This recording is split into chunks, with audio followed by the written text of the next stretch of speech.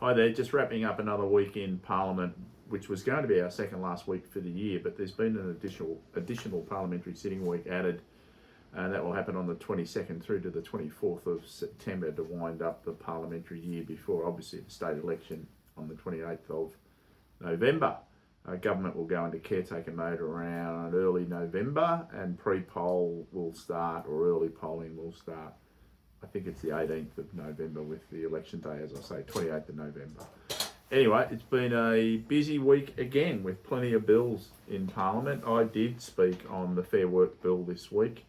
A couple of other important bills was on the Education and Training Reform Amendment Bill, which is about apprenticeships, traineeships and other matters. And of course, there was a justice legislation bill that dealt with coercive control, family violence, banning of good character references, those sorts of things, banning of suppression orders, those sorts of things. So some really important bills. There's also a bill being debated at the moment about associations. So we'll see what happens there. It's nearly 4:45 and we'll be voting on all the bills at 5 o'clock. So the bells will go soon.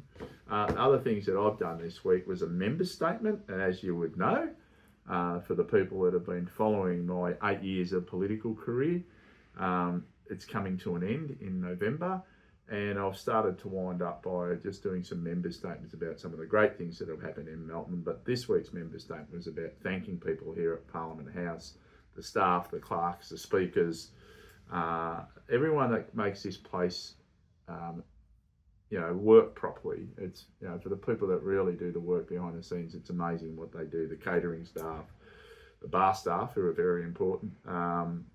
It's just incredible. The PSOs, the security, all that, the garden staff, the tour guides, incredible the work that's done at this place, and they keep us in line as politicians. So it was great to be able to acknowledge their efforts. Also, a number of presentations that are here this week. Green Life Industry Victoria have been here, which really is the horticultural aspect of Victoria.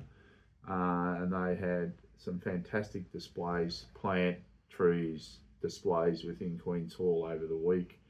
And in fact, giving away some plants and trees at the moment. So it's, it's really good. The presentations are enormous. The colour and the greenery is just incredible. So they've been here all week. We met up with BAPS yesterday, a collective of the Hindu community that were in here, and they were great. They do great work in the community, a lot of volunteering and supporting community groups. Respect Victoria were here. Rosie Batty spoke at that event. Unfortunately, I missed her speech, but they tell me it was terrific.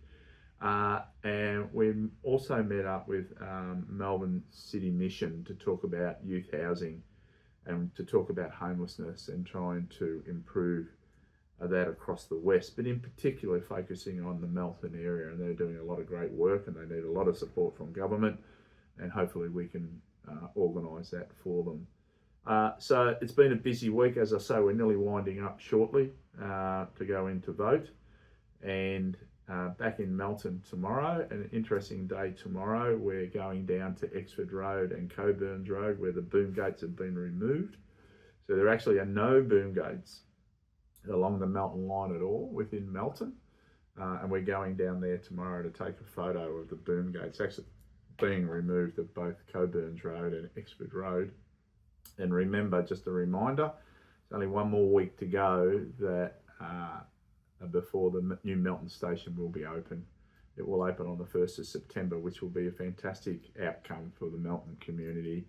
And the trains will be back up and running on the 1st of September. I think the first train comes into the Melton station at 5:07 on the 1st of September. So we'll be there. So if you've got the energy, get out of bed and we'll see you down at the Melton station at 5:07 on the 1st. Anyway, back in Melton tomorrow, catching up with people, going down to have a look at the boom gates being removed and the progress of the level crossing removals in the new Melton station. So we'll see you back out there in Melton. Thank you.